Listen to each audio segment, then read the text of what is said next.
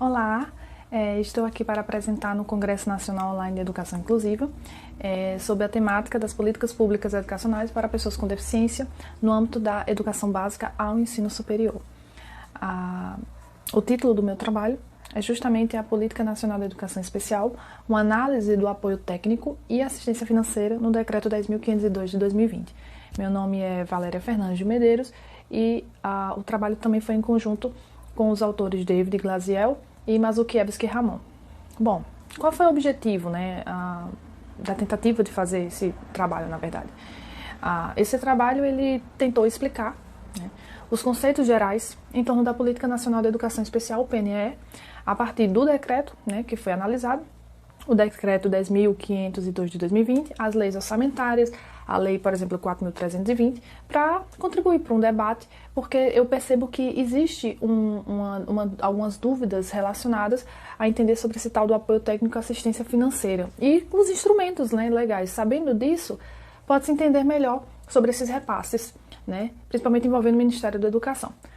A metodologia. Bom, a metodologia do trabalho envolveu um resumo expandido, e foi um procedimento bibliográfico que explicou os conceitos nas diferentes áreas, financeira, jurídica, educacional.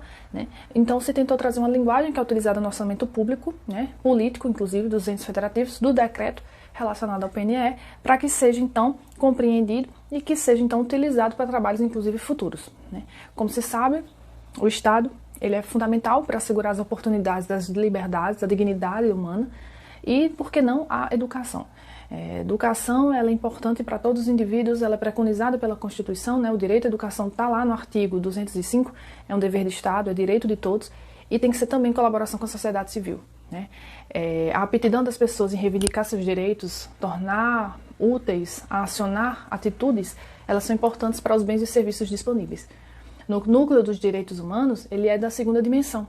A educação ela é importante porque ela traz essa discussão para o desenvolvimento humano, para o crescimento. Amartya Sen já dizia porque ele desenvolve as capacidades humanas. Ele é um capital humano. Porque quando a gente acumula capital humano, a gente está aumentando a produção do conhecimento. Educação, na verdade, é a emancipação, como já dizia Rodrigo Coelho. Bom, o que acontece? O decreto 10.502 de 2020, ele instituiu a política nacional de educação especial, ele vai falar equitativa, inclusive com aprendizado a longo prazo, e que a União vai prestar aos estados, Distrito Federal e municípios um apoio técnico e assistência financeira, para um instrumento específico que for para cada programa, ou ação. Então, o que acontece? Para explicitar melhor, ao longo dos exercícios financeiros, os critérios que são utilizados são a ideia dos créditos.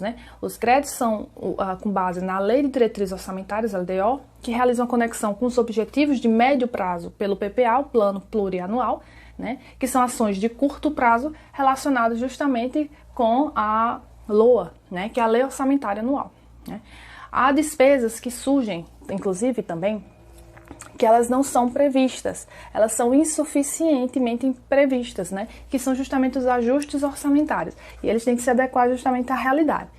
Essas alterações, no caso, por exemplo, para criar uma dotação orçamentária nova, por exemplo, um crédito especial, eu tenho que se utilizar essa nomenclatura, crédito especial. Ou se eu quero ampliar uma dotação, uma situação que foi, imprevisível, foi urgente, eu chamo de crédito extraordinário.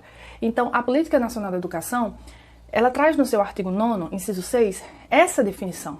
A definição de critérios objetivos operacionáveis, mensuráveis dos entes federativos para esse apoio técnico. Ou seja, existe uma previsão do apoio técnico e a implementação dessa execução.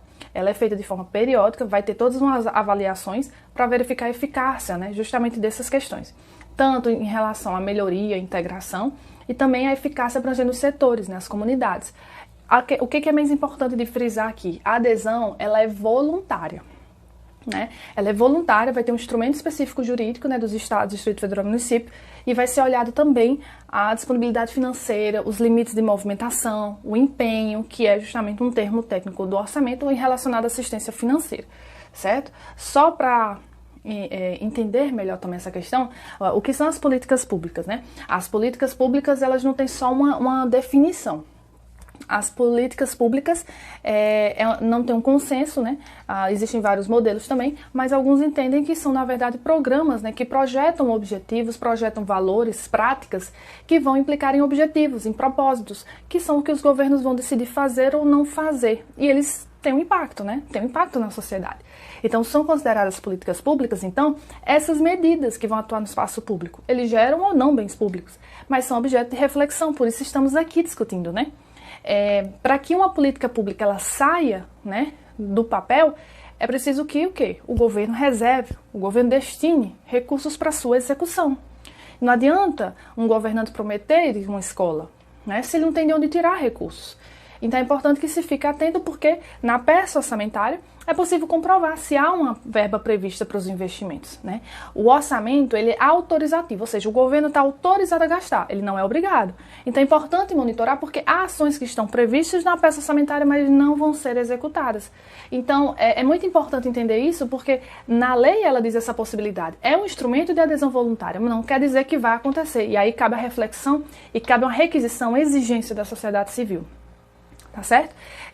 Outra questão também muito importante então, assim, na adoção da política, então, o que se leva em enfoque? Um argumento econômico, os entes federativos podem aderir ou não, e eles, se aderirem, vão receber os incentivos. Então, a educação é um interesse social, é público, é indisponível, a Constituição prevê. Então, se o Estado ele não cumpre o seu objetivo fundamental em garantir esse desenvolvimento, cumprir essa ordem econômica, ele está pendente. Se ele está pendente, é exigível esse valor, né? É exigível esse dever. E aí, no caso, pelo usuário cidadão, né, dos bens e serviços trazidos pelo Estado. Então, as minhas considerações finais é que existe uma inexistência no contexto da Política Nacional de Educação Especial de que se discipline a aplicação desses recursos, porque a adesão é voluntária, o programa vai ser definido por cada ente. Isso gera uma insatisfação em relação à reflexão que pode ser gerada, porque não se sabe ao certo qual é a sistemática. Então, o Estado, como propulsor do desenvolvimento, ele tem que implantar, diante desses aportes financeiros, uma política melhor de promoção de uma sustentabilidade econômica e social que seja eficiente. Então, em termos financeiros, ela tem que trazer, justamente com base nas peças orçamentárias, uma melhor explanação do que vai ser trazido, né, para que a sociedade civil também participe e faça a sua opinião valer. Era isso.